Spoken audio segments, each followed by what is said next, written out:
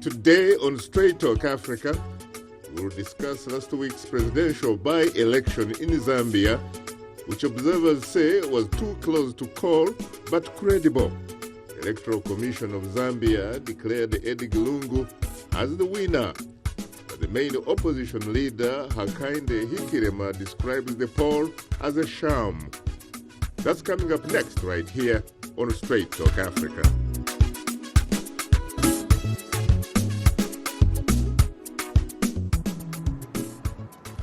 Hello, welcome to Straight Talk Africa. It's Wednesday, January 28th. I am Shaka Ssali. Well, hello, Shaka, and hello to all our viewers and listeners on the continent and elsewhere.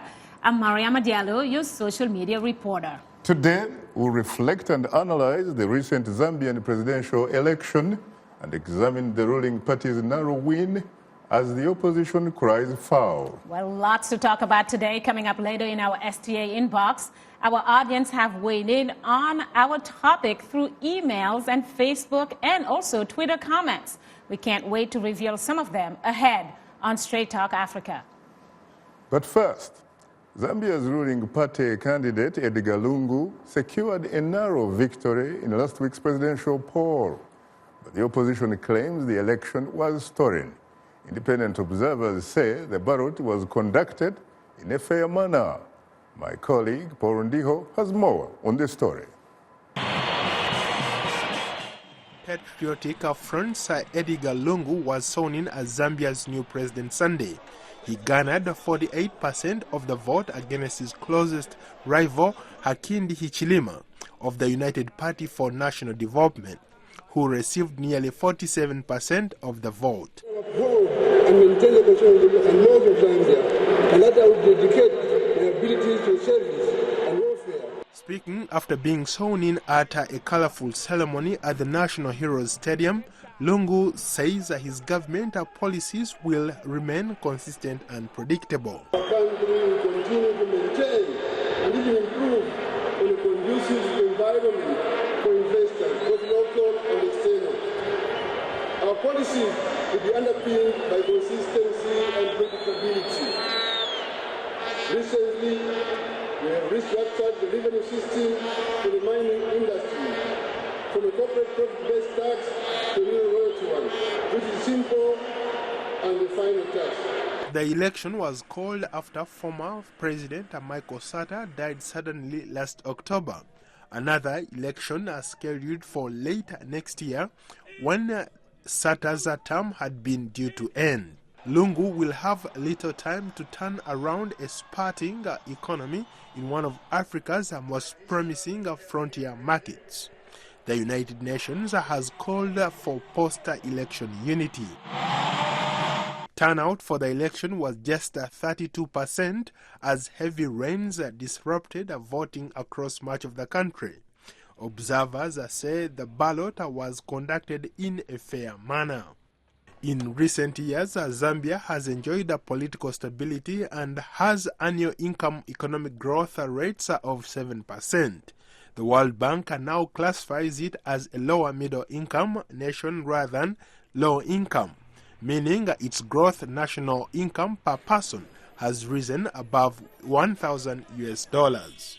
But Africa's second largest copper producer, home to 14.5 million people, is still struggling with poverty and high unemployment. I am very happy that it's new president of Zambia. I know he will do great things for us. I really accept my presidency, who's supposed to be in.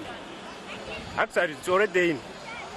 So, I'm just congratulating Edgar Lungu to be a president. The Patriotic Front has led Zambia since winning an election in 2011. That vote ended the 20-year rule of the Movement for Multi-Party Democracy Party. The new government is vowing to support small-scale farmers and create jobs to fight poverty, and the enactment of a new constitution as top priority. Paul Ndiho, VOA News, Washington. Thanks, Paul, for that report. Now, joining us here in our Washington studios is my distinguished guest, Dr. Kenneth Mwenda, Adjunct Professor of Law at American University's Washington College of Law, based here in the nation's capital. I have to say, of course, that I'm always profoundly honored and exceedingly humbled to host you on Straight Talk Africa. My pleasure, my honor, Shaka. Thank you. You're most welcome. And Hakainde Hichilema, presidential candidate of the main opposition party, the United Party for National Development, or UPND, he is expected to join us on the telephone from the Zambian capital, Lusaka. Well, I gather that we still have some technical problems, so I guess, for example, I ask you this question. Sure. You've been obviously monitoring and following things back in Zambia from a distance. Well, what sense are you getting? Are people happy about what happened last week? Yeah, thank you for that, Shaka. I mean, first and foremost, I think the people of Zambia must be commended for having managed the whole process peacefully. Mm-hmm. There were a lot of expectations. There was anxiety from different quarters. But if you remember earlier on when I was on the show, I said, I think it's just a storm in the teacup. Zambia has never known violence. If there is any pocket or evidence of violence, it's really in isolated small cases. But generally, it's been a peaceful country. So, you know, we are thankful that the people of Zambia showed maturity in the way they handled the whole process, as well as the leaders of all political parties, the way they handled the situation. I remember that after that show, I asked you whether you in fact had someone that you supported. Did you in fact support someone so much that if you even had an opportunity to vote, you would have voted for that particular individual? I have remained neutral throughout the process, rather independent. You know, they are all good players, you know, the candidates that we had there. But of course, ideologically speaking, I have reservations because they didn't come out very strongly on the certain ideological positions other than focusing more on personality issues and that sort of thing. And a few policy pronouncements. But there was no strong sort of ideological standing on where, for example, a particular party sees itself taking the country forward. Were you surprised by the results? I wasn't. I had an interview with BBC on Monday, just before the elections, and my predictions were that it was going to be a very close call, and that's exactly how it turned out. I see. Yes. I gather that we can now, in fact, be joined by Ms. Priscilla Isaac, the Director of the Electoral Commission of Zambia, or ECZ, or ECZ, as we say it here. Good evening, Mrs. Isaac. Good evening, Shaka. I am hugely terrific. What is the mood like in Lusaka, the capital where you are? Very quiet and peaceful. Is that... It's like there was nothing happening last week. Really? Yes, it's really quiet and peaceful. It's amazing, and it's wow. Do you take that to mean perhaps as a sort of a sign of confidence in the manner in which you conducted the elections? I would say so, because we've received a lot of allocates, you know, just from local people. And it's something that we've never experienced before. Usually the praises would come from the international observers and our colleagues from the region, and maybe from a few local monitors. But to get this outpour of public support is really amazing. I mean, we're getting people phoning through to the commission, thanking us for the good job that we have done. If you're out maybe at the shops or something, which we're sort of like avoiding, you just get somebody approaching and say, we'd just like to say, thank you very much. This morning I'd passed through the doctors and I had people approaching me and saying, a job well done to the commission. So it's really encouraging. What about the fact that you had a very, very low turnout this time around, Mrs. Isaac? What is the reason behind that, in your view? Well, a low turnout in any election is disappointing, but it's not a strange thing for by-elections. I mean, even when we have by-elections for National Assembly or local government, usually the turnout is below 50%. But for the presidential election, in spite of the time of the year, we held it and we thought that maybe the numbers would be would be a little bit higher. But then, understandably, we're in the middle of the rainy season, and most people in the rural areas will be busy in their fields. And then, unfortunately, countrywide, it rained quite heavily on poll day. So we figure that was the main factors to the low turnout, because we really did have some heavy rain across the country. How do you respond to some critics who are saying that you had less than 2 million votes to count, really, perhaps in fact about 1.7 million votes, and yet it took you several days before you announced the winner? It almost took you 5 days. How do you explain that? Well, before the election, we did warn the public, we did warn the general public that the determination of the final result would take a little bit longer because of the situation we found ourselves in. You know, most of the last results came in from the rural areas where the only means of transport of getting to the polling station was by ZAF. And we had to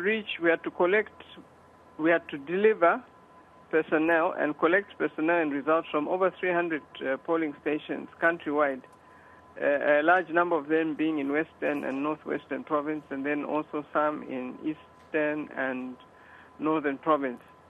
So if you are looking at having to ferry people from over 300 polling stations of varying distances, well, it was a mammoth task.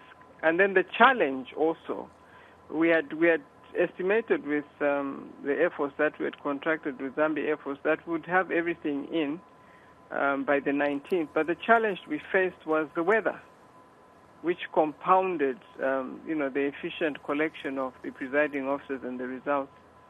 In some cases, because of the heavy rain, you'd find and the aircraft being grounded for almost a full day before it could set out to finish the mission of collecting the results. So that is the biggest challenge we faced, but that was beyond our control. And really, the pilots who were assigned to this task really went out of beyond their call of duty to make up for the lost time, and for that we are really grateful. Talk to us about concerns from the man who finished second, who in fact has come out openly to say that you stole his victory. And in fact, he says that explains why you spent several days without announcing the victor, because according to him, you were basically doing what he would characterize as creative accounting. Well, that's a real pity, because all I can say is that it's a real pity because it's not true. And I'm sure he knows that we worked under very difficult circumstances. We kept all the stakeholders briefed. We had a minimum of 3 briefs in the day. At each brief, we informed the stakeholders which areas the Air Force had covered and the results that were still which polling stations still needed to have the results collected. And as we went towards the end, they requested that they sit in on the final verification that the commission was doing. So we sat with 2 representatives each from UPND and PF, I think from Friday and through Saturday, doing the last batch of the results. So really, like we said in our briefs, he's entitled to his own opinion, but as far as we are concerned as a commission, we did our best to deliver a good election for the people of Zambia. And ultimately, in the end, it's the voter who votes, not the Electoral Commission of Zambia.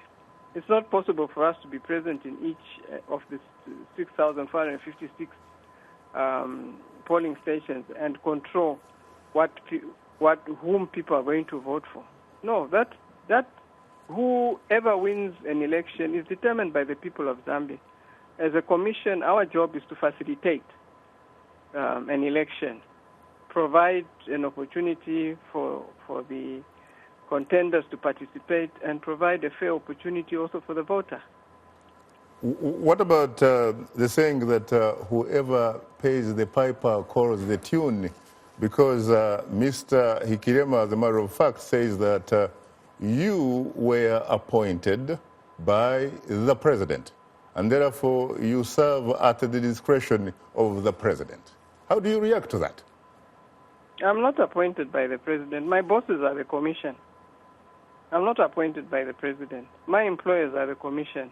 They are the ones who hire and fire the director and the staff below the director. So that's completely untrue. And with regards to the chairperson and the 4 other members, yes, they're appointed by the president, but that's subject to ratification by parliament. And there's a special select committee which comprises both members of the ruling party and the opposition who go through the process of scrutinizing and screening any person that is recommended to be appointed as a member of the commission by the president. And if that committee does not approve an individual to be appointed, then the president cannot appoint. He has to look for somebody else. And even if the committee approves, makes a recommendation, and it goes to the larger house, if the house does not vote in favor of that person, then the person cannot be appointed. So it is a rigorous task, a rigorous process that the members of the commission go through. Even I, as director, when I'm appointed, before I'm appointed, the commission will ask the security agents to do a thorough scrutiny check on my background to see whether whoever is appointed to be director is worthy of the position. And as far as I'm concerned, our commission is one commission that has worked very independently. We have endured pressure from the ruling party, we have endured pressure from the opposition, but we have not bowed to it. And we have no intention of bowing to it. Because as an electoral commission, once you allow yourself to be compromised either by the ruling party or the opposition, then you're done for. You're dead meat. You might as well throw in the towel, give up your job, and leave it for somebody else to do. I see. Thank you very much, Madam. We have to stop right there. I'd like to thank Priscilla Isaac, Director of the Electoral Commission of Zambia, for joining us today.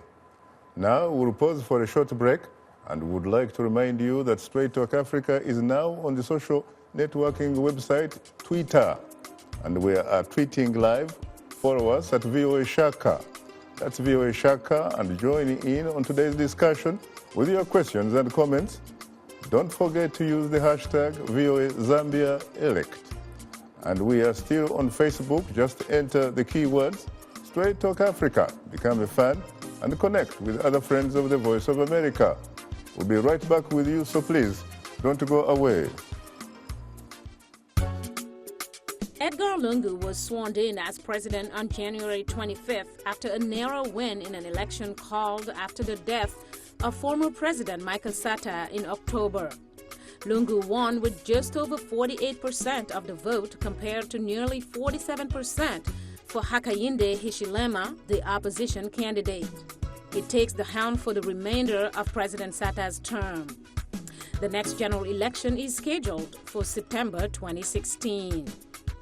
Lungu has vowed to continue the policies of former president, including a contentious tax on mining.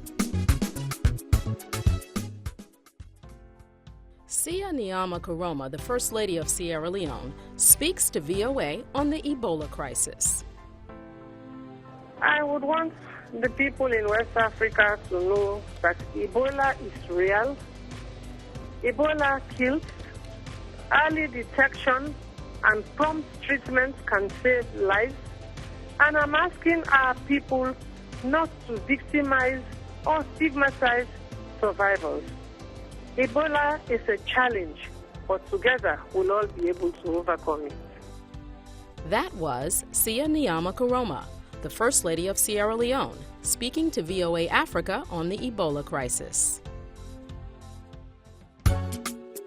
This is Straight Talk Africa on the Voice of America.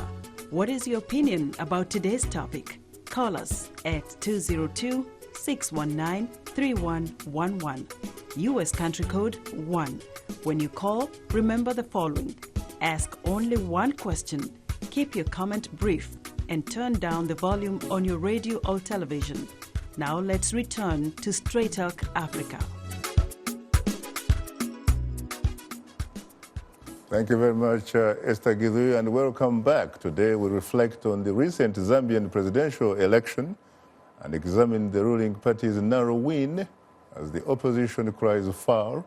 Our distinguished guests are Dr. Kenneth Mwenda, Adjunct Professor of Law at American University's Washington College of Law, based here in the nation's capital. Of course, as I said earlier, it's always a pleasure having you on Straight Talk Africa, Kenneth. Most welcome, Shaka. You're most welcome.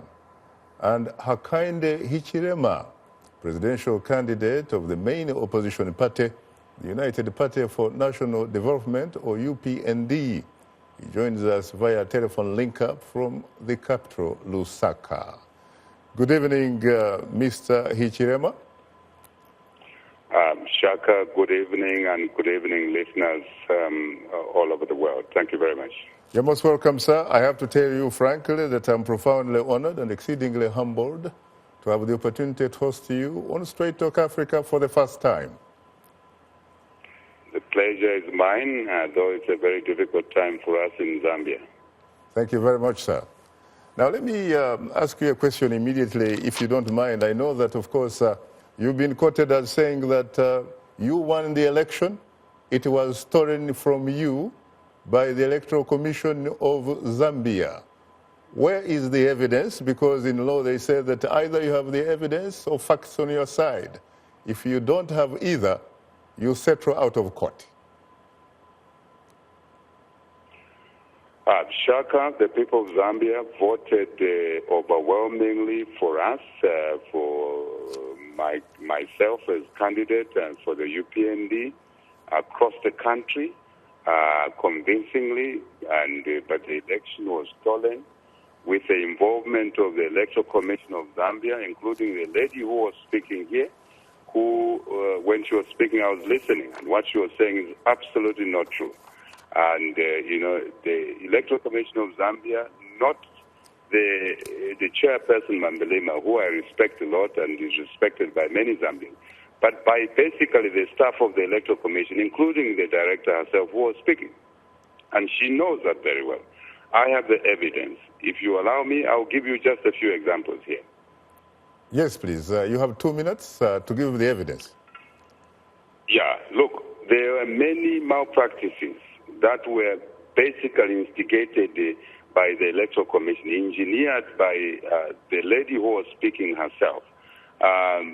There was no transparency and accountability through from the polling station to the constituent totaling center. Figures were changed, and figures were changed, on transmission to the national totaling center. Let me give you an example of one constituency in Lusaka called Lusaka Central. Lusaka Central, totaling results certificate, which I have a copy of here, issued by the Electoral Commission of Zambia, Priscilla Isaac. My competitor, Edgar Lungu, as evidenced by the certificate Shaka here, received a total of 12,899 votes in Lusaka Central constituency. I received 8,000. But in the National Totaling Center result, which was announced to the nation, Priscilla Isaac and her staff entered a figure of 15,077 votes for Edgar Lungu, manufacturing almost an additional 3,000 votes for my competitor, and depressing my results as a consequence of. And I'll give you another example. Chawama constituency in Lusaka also. My competitor got 13,000 votes, and thereabout I got 9,000 votes. And in the national totaling figure, Priscilla Isaacs and her staff, recorded 18,000, an additional 5,000 votes. So in two constituencies, she stole 8,000 votes by adding Edgar Lungu's votes to 8,000. I'm talking about a copy of the constituency report, constituency, if you like, totaling report, which was issued by the Electoral Commission. And then here I have before me the national total, which was recorded in the manner that I've described. So two constituencies only, the Electoral Commission of Zambia gave my competitor 8,000 votes, which he did not get, which voters did not give him. And if you do an average that you just work on 10 constituents, an average of basically 6,000 votes that were basically, if you like, close to 4,000 votes. But let's talk of a simple averaging. It means that in 10 constituencies, basically Edgar Lungu would have been given an average of 40,000 votes. This guy is supposed to have won by 1% or 27,000 votes. If you deduct 27 from 40,000, Hakainde is a winner. I see. Now, and we asked for every election, every constituency to be verified, and Priscilla Isaac dilly-dallied to provide the details. Well, Electoral Commission staff stole the election. Well, a wrong person was installed as a winner. Thank you. It seems to me, of course, from what you have been able to share with me and with us, that you do have what perhaps could be characterized as empirical evidence. Given that, given that the judicial system in your country is very highly regarded, why don't you take your case to the Zambian judiciary system so that they can make the final call? I am not sure, Shaka, about your comment. It's common knowledge that the judiciary is compromised here. Very common knowledge. In the adoption process of the PF candidate in the PF, Edgar Lungu, we are aware of rulings that were made, which were basically improper. And, the challenges to Edgar Lungu within the PF in the context for adoption were basically left unsatisfied. But also, don't forget our party in 2001 won an election. I wasn't the president then, and we went to court. It took a 5-year process. And the results were actually unacceptable in the sense that there was an admission that Mr. Mazoka, my predecessor, who was UPND president, won. I mean, there were flaws, there were corruption activities involved, but the ruling was that in the end, the results must be sustained in national interest, in the interest of stability in the country. This is not how decisions must be made. Well, so when you walk back to 2001, in fact, I can also say that I'm in a position perhaps to sort of agree with you, because I got this one on the authority of now, unfortunately, the late Frederick Chiruba, who told me personally that he had rigged then President Patrick Levi-Mwanawasa in power, in the presidency.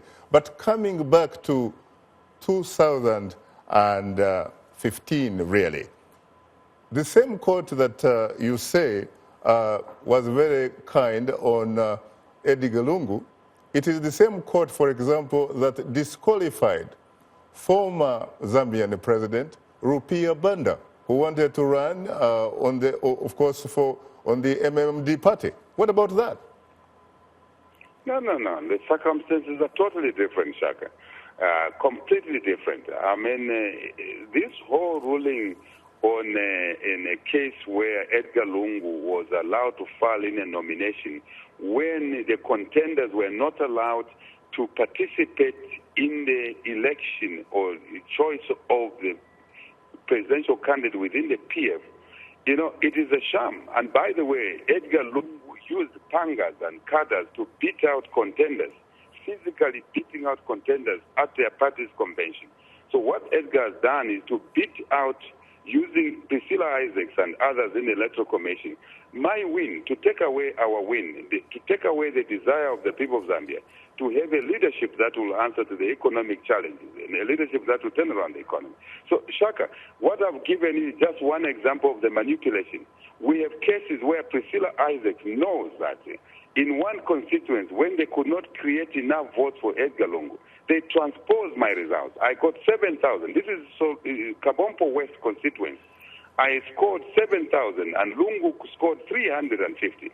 They transposed the results and gave Lungu 7,000 and gave me 350. I see. Took away my votes of 7,000 to Lungu, gave my Lungu's lower votes of 350 to me. We won this election hands down. Our calculation shows we won this election by over 53%, Shaka. So and if you did, Isaacs and her staff stole this election for me. So if you did win the election, how come from what we gather that the people on the ground, not only in Lusaka, the capital, but in the entire country, are so peaceful, as if in fact nothing happened on Sunday. Shaka, credit must go to me. Priscilla Isaac is aware of that. I held a press conference. People were already going in the streets. I appealed to my supporters to be calm because I don't want to superintend over an election whenever we win over a country which is in smoke and fire. That is irresponsible. I restrained our supporters. But Shaka, listen to this. When Edgar Lungu the loser was declared the winner, the PF cadres went out beating people. Up to today, our supporters are being beaten out of the market stores. Their market stores are being looted. Those who own minibuses are not allowed to load passengers in the public bus stops, as I speak to you today. I see. Today I've written to the Inspector General of Police, and I've written to Edgar Lungu to actually grow up and stop the violence. I restrained my supporters. He has allowed his supporters to go in the streets and beat our people. If I allow my members tomorrow, Shaka, you will hear that they smoke in Zambia. Please do not do that. Please do not do that. I think you definitely have a political responsibility not to do that. You are tuned into Straight Talk Africa. We'll have more of a discussion in a moment. But first, here is Mariama Jaro. Take it away, Mariama.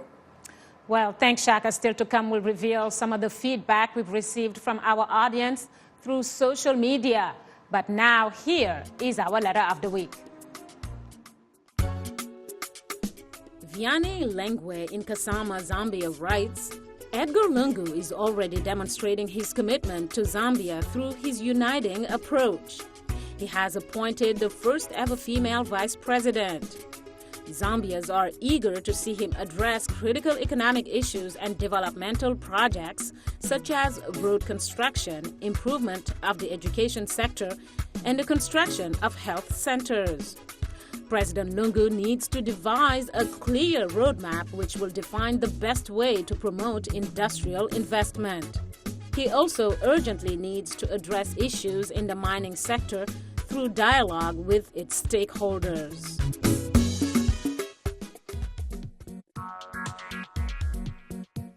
Like Voice of America on Facebook. Follow VOA on Twitter.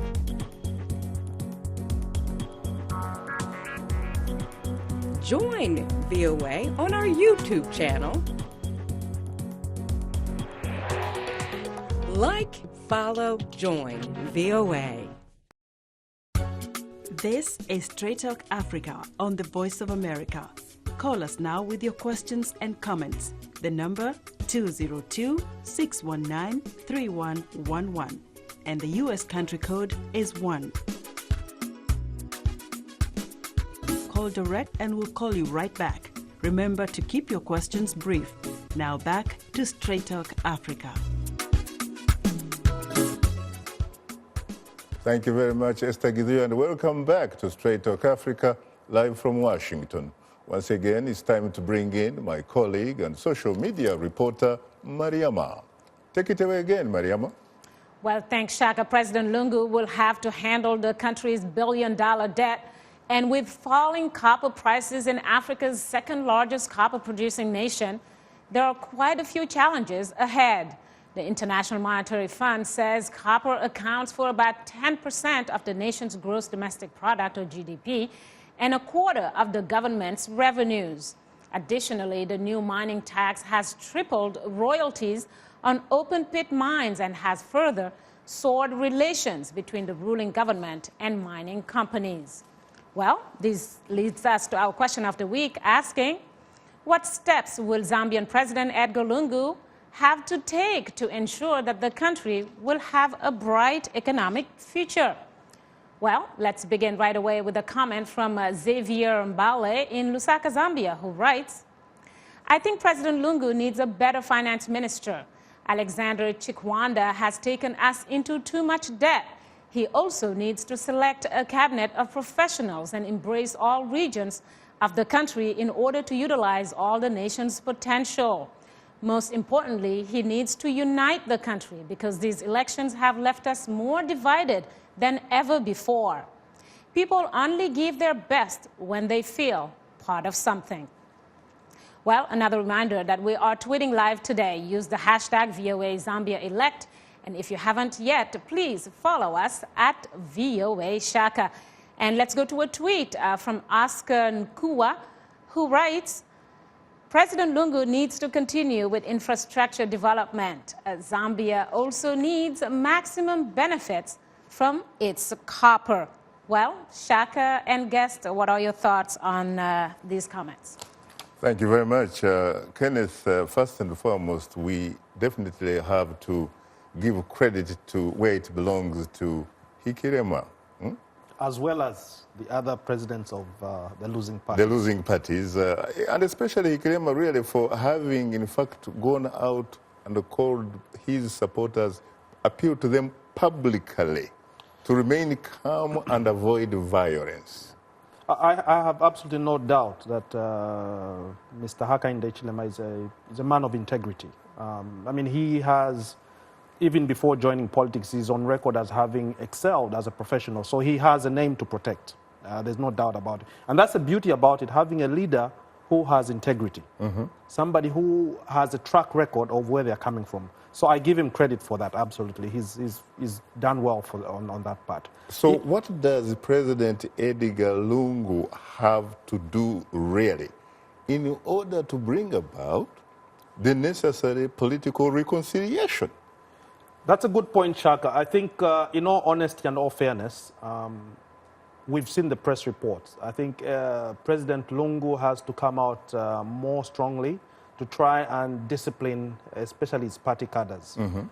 We saw that within the inter-party PF ruling party, there was a lot of anarchy going around, and people were calling for him to actually discipline his cadres, and it appeared he was very weak on that front.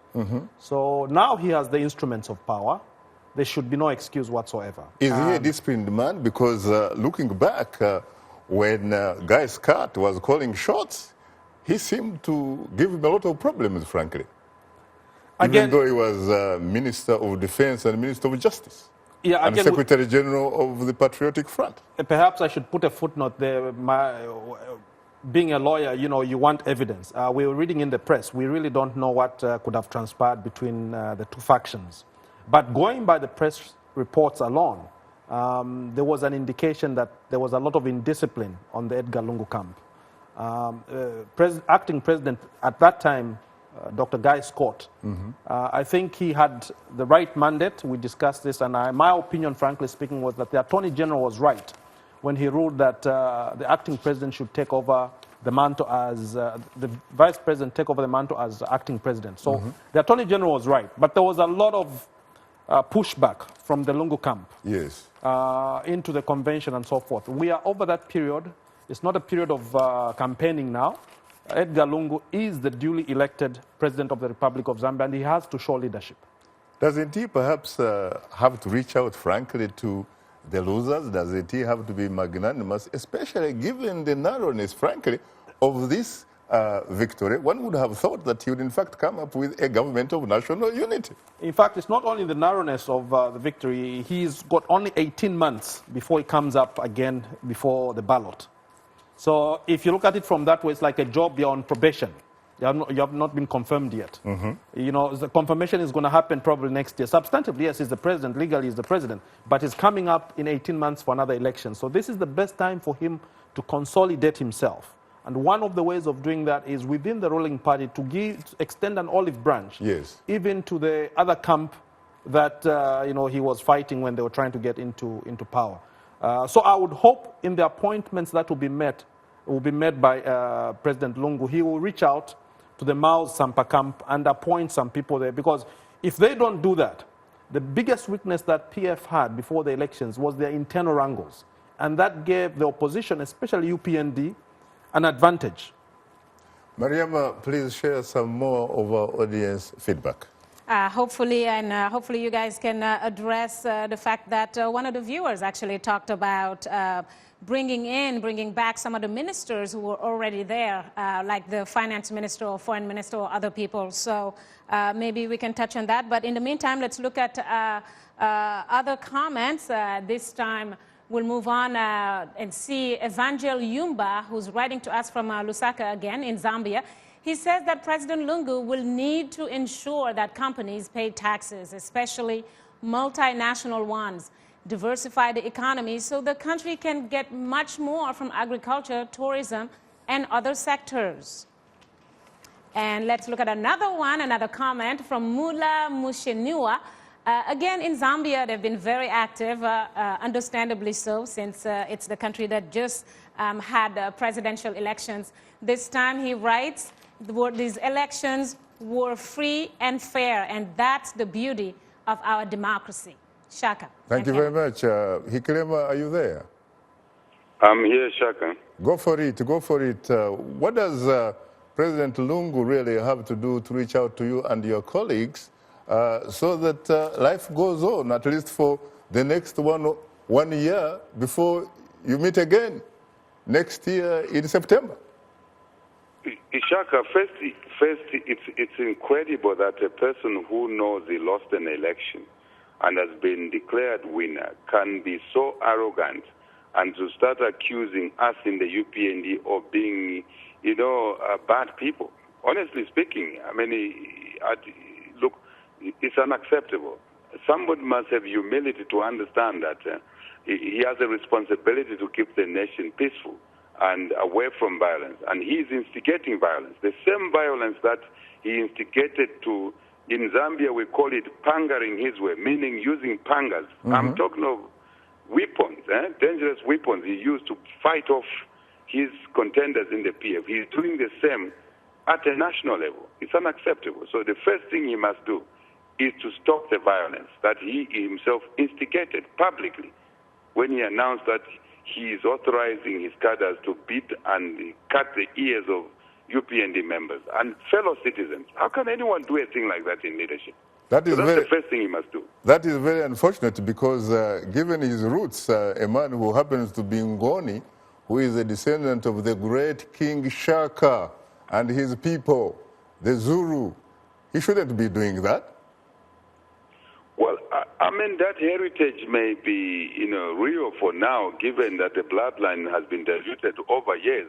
I mean, I'm talking of hundreds of years. But there's what I call maturity and responsibility to keep the country peaceful and let alone, united. He's dividing the country right now. And the other issue that he's doing, basically, he's already creating a problem where he's changing his goalposts. In the campaign, he confessed that he had no vision. And the Bible is very clear. Where there's no vision, there's no leadership, the people perish. Now, when he was, inaugurated as president, he committed that he would deliver the new constitution before 2016, the general election. On Monday, when he announced partially his cabinet, he U-turned on the same thing he said a day before, that there were other priorities. And he knows that the country is in trouble and divided partially because we don't have an appropriate constitution. The constitution we have is inadequate. And this guy is already walking away from commitments. By the way, everything I said during the campaign, our message, all Edgar Lungu was doing, he was copying, a photocopier. I see. And he's already beginning to change positions one day into the office. It's unacceptable. Trust is important. Integrity is important in leadership. We'll come to that later. Thanks, Mariama, for bringing us this week's audience reaction. Well, that will do it for today's social media segment. Just a reminder that we appreciate all the feedback, whether it's in social media form or using other means to communicate to us. Please, please keep them coming. And if you are a new fan, just drop us a line at africatv@voanews.com. Once again, our email address is africatv@voanews.com, or post your comment on our Facebook page. Just enter the keywords Straight Talk Africa. Be sure to visit us online at voaafrica.com, or you can join our YouTube channel. Subscribe to VOA TV to Africa. And you can always give us a call, and don't forget to follow us on Twitter at VOA Shaka. Now, let's take a look at what's on tap for next week's program. Next week on Straight Talk Africa and throughout the month of February, we're collaborating with our partner, Channels TV in Lagos, Nigeria, to bring you a series of programs with complete in-depth coverage of the upcoming Nigerian presidential election. We'll discuss and dissect all the important issues. That's next week and throughout February on Straight Talk Africa. A reminder that you are tuned into Straight Talk Africa. To participate in our discussion, please call us at 202-619-3111. The US country code is 1. We'll continue our discussion in a moment, so please don't go away. Let's take a quick look at a timeline of Zambia's change of government. September 2011, Michael Sata becomes president. On March 2013, former President Rupia Banda is charged with abuse of power after being stripped of immunity. June 2014, President Sata goes to Israel on a working holiday amid rumors about his health. October 2014, President Sata dies and Vice President Guy Scott is elevated to president as Africa's first white leader since F.W. de Klerk in apartheid South Africa. November 2014, Guy Scott announces January 20th, 2015 as the date for the presidential election. According to the Constitution, Scott is unable to run because his parents were not born in Zambia. January 2015, Edgar Lungu wins the presidency, but opposition candidate Hakainde Hichilema refuses to concede defeat and accuses Zambia's Electoral Commission of manipulating the results in favor of Lungu.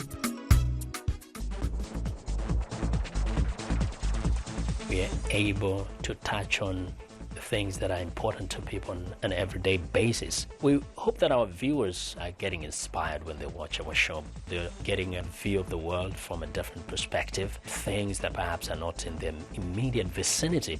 Today, I could put in on the show something that is a little different, a little unique, and this gives me that inspiration to come to work. If you like today's show, please write and tell us what you think or give us some suggestions. Be sure to tell us what station you're tuned into. Our address, Straight Talk Africa, Voice of America, 330 Independence Avenue Southwest, Washington, D.C. 20237 USA. Or send us an email at africatv@voanews.com. Log on to our website at voaafrica.com. Or post your comments on Facebook. Keywords Straight Talk Africa. Thank you very much, Esther Gidhui. Let's go to the lifeline of the show, which are the telephone callers.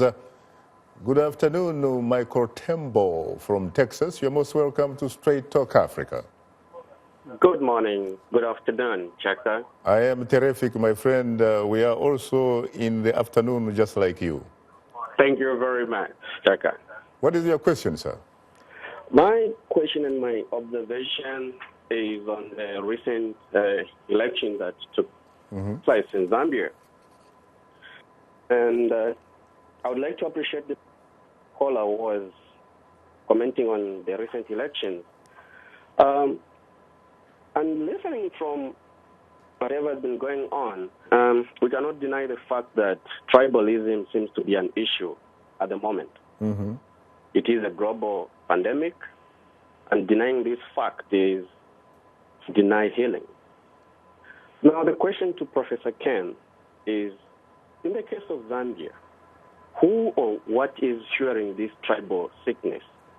Is it the media, the politicians, or it is the social issue that has been lying dormant over some time? Yeah. Thank you. Yeah, thank you for that question, Michael. The issue of tribal ethnic inclination in the voting pattern.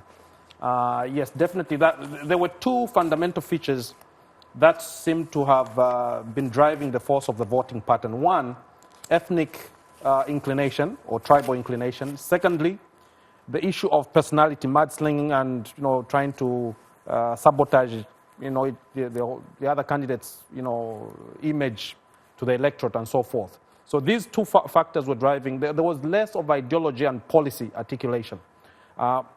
Coming to the question of what is driving this factor, I think in many countries, if you look historically, it's actually the intellectuals, the intelligentsia, who are the sort of opinion formers, the thought leaders, who influence the masses. The masses themselves at the bottom, the peasants, sometimes don't even have those issues of discrimination. But the people they look up to, the intellectuals, they are the ones who are the main culprits. So if we have academics, professors, intellectuals who are clearly favoring a particular ethnic grouping because of their heritage, you know, they are bound to bring about confusion. We saw that in Rwanda. Even priests and Catholic priests were involved in that because these were the opinion formers. So people look up to these people. But I do hope that looking to President Lungu now as the head of state, he has the responsibility to bring the country together. And secondly, one of the biggest failures of the PF in the preceding regime was inconsistent policies. There has to be consistent policies going forward. For example, VAT Rule 18.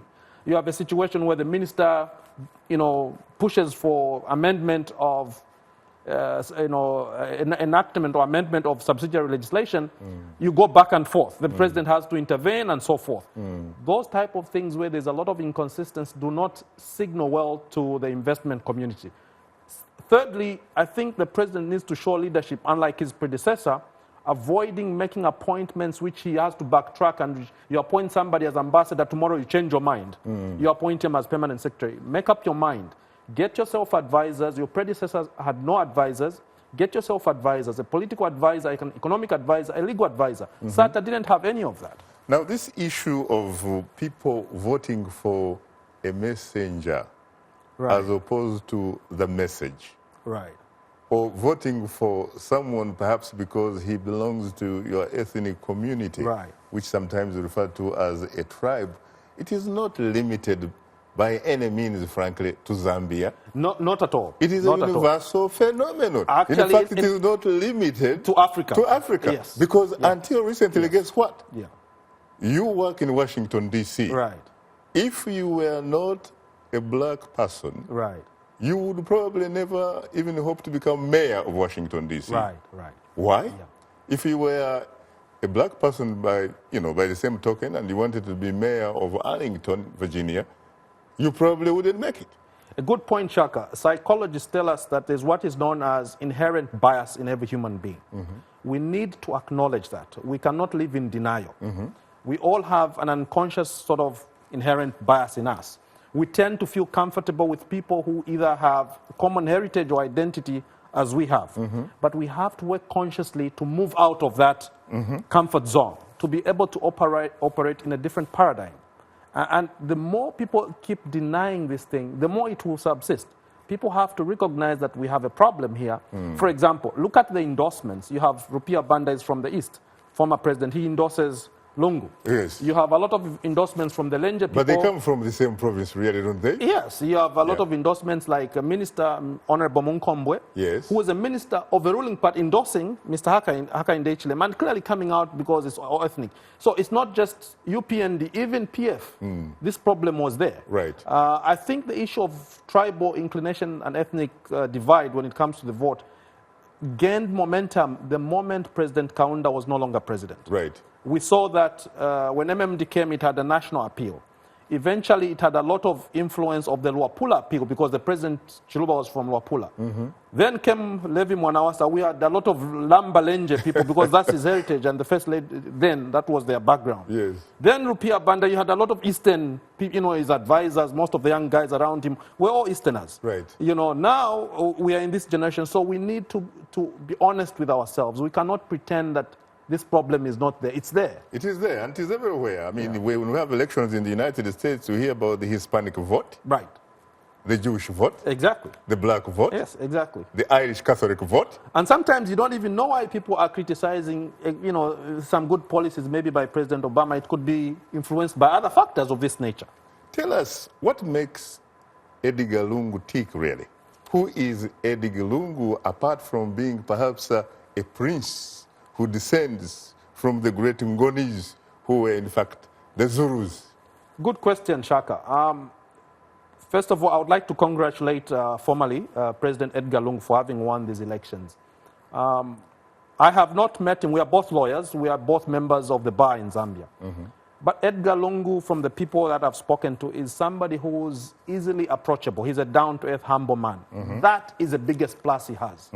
He can relate to the people, and that is what his predecessor had. Cobra, King Cobra, as he was known, Michael Sata, was a man of the people. Now, if you look at the region, the politics of the region, it's not so much about professionalism or intellectualism. It's about populist leaders. Look at South Africa, for example. Zuma versus his predecessor.